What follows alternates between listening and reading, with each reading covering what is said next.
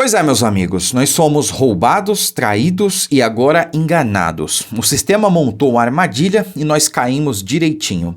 O que aconteceu no último domingo, dia 8 de janeiro, foi simplesmente lamentável. Infelizmente, a culpa está recaindo sobre nós, patriotas, e o que estava difícil ficou ainda pior. Mas nada vai me convencer que aquilo foi obra dos patriotas, que estavam acampados na frente dos QGs há mais de 60 dias, de maneira pacífica e ordeira, algo sem precedentes na história do Brasil, que estavam pedindo socorro, pedindo ajuda e pedindo não para que a lei fosse rompida, mas muito pelo contrário, para que ela fosse restabelecida, não para impor uma ditadura, mas sim para quebrar a ditadura que está em curso, para parar a ditadura que está em curso. Mas infelizmente o povo não foi socorrido. E na ânsia de querer um último ato, de tentar realmente vencer o sistema, vencer esse cenário caótico que agora é realidade, o povo brasileiro caiu na armadilha. Eu me lembro que algumas fotos, algumas informações estavam circulando nos grupos aí, poucos dias antes aí do último domingo, né? E eu me lembro bem de uma foto de uma manifestação anterior, acredito que de 2013 ou 2017, né? Onde o povo também cercou ali o Congresso Nacional, mas não houve quebra-quebra, não houve depredação e tudo mais, né? A ideia dos patriotas era repetir aquela cena, né? Repetir aquela foto. Realmente é emblemática, tem um peso, né? E é claro que a intenção não era promover o quebra-quebra, invadir o Congresso, muito menos o STF ou o Planalto, né? A intenção era realmente mostrar apenas força, mostrar que o povo de bem, gostaria do restabelecimento da lei e da ordem, né? E até aí estava tudo certo em tese, porque aconteceu no passado aquele mesmo cenário, aquela foto, e ninguém criminalizou os manifestantes à época. Então, por que teriam que criminalizar nessa oportunidade, né? Acontece que tudo fazia parte de uma estratégia do sistema. O sistema queria desmobilizar as manifestações, queria tirar o povo da frente dos quartéis. Isso estava incomodando. O que causa medo no sistema, o que causa medo nessa gente é justamente o povo de bem na rua, fazendo as perguntas incômodas, né? Direcionando as perguntas certas para as pessoas certas. E a intenção era desmobilizar esse povo, porque o povo na rua é o que gera medo no sistema, é o que gera medo e pressão nos políticos. Pois bem, a estratégia era justamente, em tese, colocar lá esses infiltrados, né? E para isso houve financiamento, houve organização e, obviamente, houve premeditação, né? Isso foi premeditado, né? Então, já há informações aí, relatos e, inclusive, indícios fortes de que a coisa realmente foi orquestrada, né? O senador Otto Alencar, que é de esquerda, inclusive, relatou que ouviu de um policial legislativo ter presenciado a seguinte cena: um manifestante dentro do Congresso, né, numa chamada de vídeo com alguém, dizendo: olha, missão cumprida, pode fazer o Pix. Ou seja, o que isso quer dizer? Claramente, né, se for verdade, que ele foi contratado para fazer alguma coisa, e se ele estava dentro do Congresso, com tudo quebrado em volta, dizendo que cumpriu a missão e que, portanto, estava cobrando o seu pagamento, né?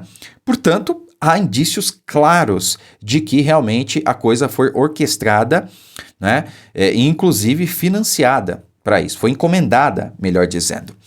Mas, meus amigos, a situação está difícil e agora o sistema criou a narrativa que eles tanto queriam, né, para endurecer ainda mais as arbitrariedades que já estavam em curso, e é necessário a gente relembrar isso, né?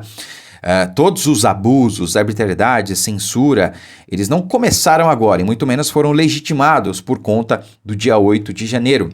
Eles já estavam em curso, eles apenas vão ser endossados a partir de agora. Essa é que é a questão. Mas eu vislumbro apenas duas possibilidades remotas da gente sair desse cenário caótico, da gente tentar aí talvez uma resistência, uma oposição.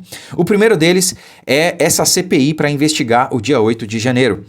Né? Então o senador Marcos Duval está encabeçando aí essa CPI. Acredito que ele vai articular, né, na medida de colher as assinaturas, para que essa CPI saia do papel no começo do mês que vem. E eu espero que realmente isso se concretize. Por quê? No início do mês que vem, nós teremos aí a posse dos novos parlamentares, né? Então, teremos ali 1/3 do Senado renovado e grande parte da Câmara também. E a partir daí, a gente vai eleger também um novo presidente do Senado. E essa CPI e outras pautas vão favorecer muito a eleição de um senador, de um presidente do Senado que seja aí mais alinhado com a direita, né? Talvez Rogério Marinho, talvez até Flávio Bolsonaro, né? Eu quero fazer um vídeo só falando sobre isso. Particularmente, eu gostaria que fosse Magno Malta, acredito que vocês também, mas não há ambiente para Magno Malta se candidatar à presidência do Senado. A gente sabe que eles têm ali uma resistência muito grande ao nome dele, porque é o senador, talvez, que tenha maior entrave ali com a toga, né? Ele já promoveu ali embates com o Alexandre de Moraes, falas muito duras e tudo mais, então é claro que os senadores não vão querer alguém na presidência do Senado, não vão apoiar alguém na presidência do Senado que já tenha batido de frente com os ministros do STF, especificamente com o ministro Alexandre de Moraes. Isso porque a maioria deles tem rabo preso, né? Tem pendências ali, digamos assim, no STF, e ninguém vai querer se indispor, digamos assim. Então, infelizmente, Magno Malta não é um bom nome. Mas considerando que a gente consiga viabilizar Rogério Marinho ou talvez Flávio Bolsonaro, ou outro do PL, vai ser um cenário muito bom, porque a gente vai poder conduzir essa CPI, né? O presidente do Senado vai determinar o presidente da CPI, o relator será o senador Marcos Duval, que provavelmente vai conduzir muito bem as investigações, e a partir daí, uma CPI tem vários poderes, pode convocar figuras, pode determinar talvez quebra de sigilo, né? Preciso confirmar isso, mas enfim, tem plenos poderes para fazer e para conduzir as investigações. E a partir daí, talvez a gente consiga identificar os financiadores, né? E os mandantes desses infiltrados que estavam nos atos do dia 8 de janeiro. E a partir daí a gente pode desvencilhar, né, tudo de ruim que aconteceu naquele dia aos patriotas, à direita, né, e assim talvez viabilizar novamente as manifestações pacíficas e ordeiras, algo que eu sempre falei, não estou falando agora, eu sempre falei, pode voltar nos meus vídeos aí, pelo Brasil inteiro novamente, né? E talvez, a partir disso, criar um ambiente de pressão, num bom sentido, aos nossos representantes eleitos para aprovar ou barrar as pautas que interessam ou não interessam ao Brasil. E a segunda possibilidade, né, o segundo fio de esperança, digamos assim, seria justamente que a gente pudesse eleger um presidente da Câmara também alinhado mais à direita, tá? Eu sempre falei aqui, olha, o ano que vem, isso ano passado, o ano que vem, ou seja, este ano, vai ser o melhor cenário possível reelegendo o presidente Bolsonaro. Porque o que a gente precisa é ter uma maioria legislativa em detrimento da esquerda. A maioria sempre foi de centro. A maioria não é e nunca foi de esquerda, né? Aliás, já foi de esquerda, mas a maioria não é de esquerda e nem de direita. A maioria sempre foi de centro.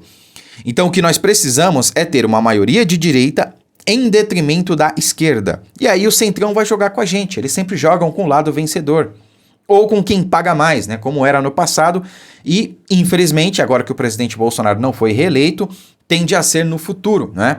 Mas há sim a possibilidade, tem uma chance, remota ainda que seja, de nós elegermos aí um presidente da Câmara e também, claro, o presidente do Senado. E a partir disso, a gente vai conseguir barrar muita coisa que vier do Executivo, talvez até do Judiciário, e a partir daí, quem sabe, pautar o impeachment de algum ministro, pautar impeachment, quem sabe até do Lula, né? Ah, eu sei que o picolé de chuchu também não vai ser boa opção e tal, mas, pô, é melhor ele do que o cidadão que tá lá, né? Pelo menos na minha opinião. E mais, a gente não vai conseguir derrubar o sistema do dia para a noite, né? É uma coisa de cada vez. Eu lembro do ano passado as pessoas falando, porque tem que tirar todo mundo lá do STF e colocar novos ministros. Peraí. Sonhar tudo bem, mas sonhar com o impossível é complicado. O que é mais fácil? Você destituir, ou impeachment, melhor dizendo, todos os ministros do STF ou um? É mais difícil, muito mais difícil você impeachment todo mundo, né? Então, uma coisa de cada vez. Então, primeiro esse objetivo, depois o outro e assim sucessivamente. A esquerda sempre agiu dessa maneira e eles sempre atingiram os objetivos deles, né? O nosso erro é querer tudo para ontem e tudo de uma só vez. A direita precisa, infelizmente, aprender muito com a esquerda. Eu sei que eu falo isso, muita gente não gosta, mas é a pura realidade. Claro, em termos de organização e militância política, né? Não me refiro, claro, a valores éticos e morais, né? Isso a gente sabe que grande parte deles não tem. Curta, comente, compartilhe esse vídeo, fiquem com Deus e até a próxima.